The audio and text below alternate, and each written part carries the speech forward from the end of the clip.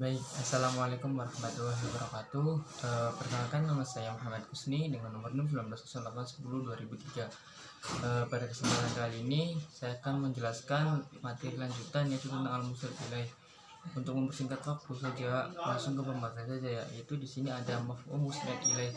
Dalam ilmu nahwu kita mengenal istilah jumlah ismiyah, mubtada dan khobar, dan jumlah fi'liyah, fi'il, fa'il, dan maf'ul bi.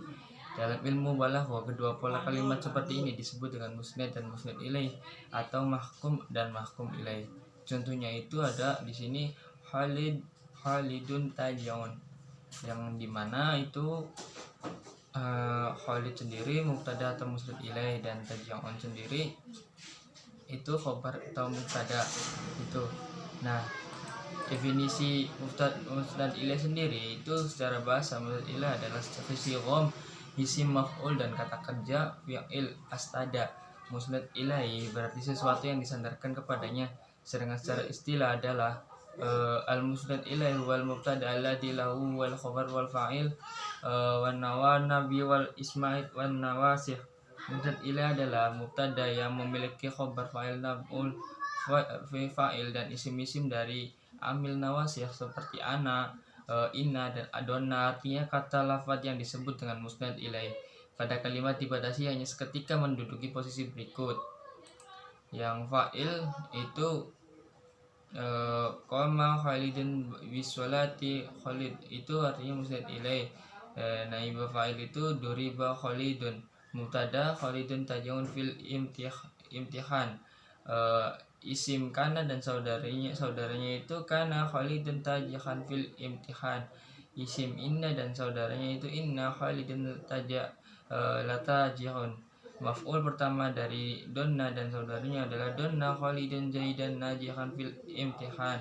Maf'ul kedua dari ra'a dan saudaranya ra'aitu anna Khalidun anafi fil imtihan. Keterangan dalam ilmu balaghah, kata-kata Khalidun pada setiap macam contoh di atas disebut dengan musnad ilaih.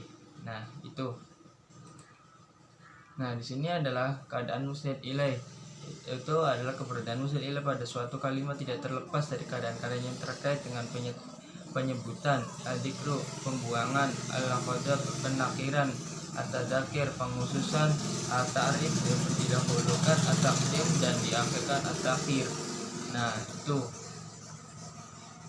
Nah, di sini ada pembuangan musnad ilaih, yang dimana membuat musnad ilaih sendiri pada dasarnya tidak sesuai dengan kaidah dasar, sebab musnad ilaih merupakan unsur terpenting dalam kalimat bagaimana telah disinggung di atas. Namun hal ini terjadi dengan tujuan tertentu yang tentunya tidak terlepas dari rahasia balaghah.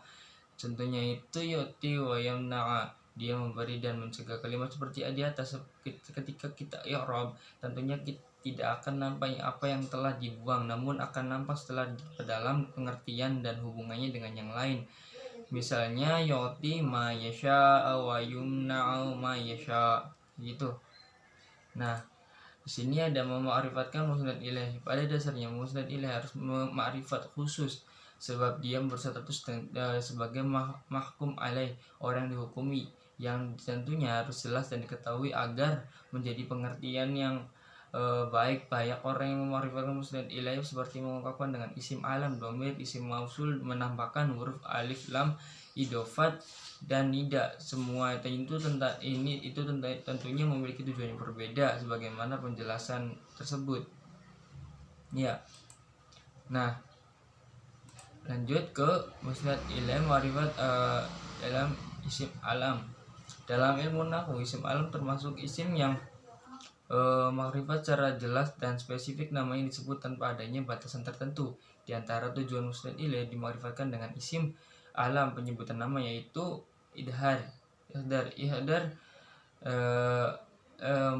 annahu fi dhahani sami'nya sama mahu al-khas liyama tadu ama adah, memberi kesan pada hati pendengar tentang diri seseorang yang dikemukakan dengan nama aslinya.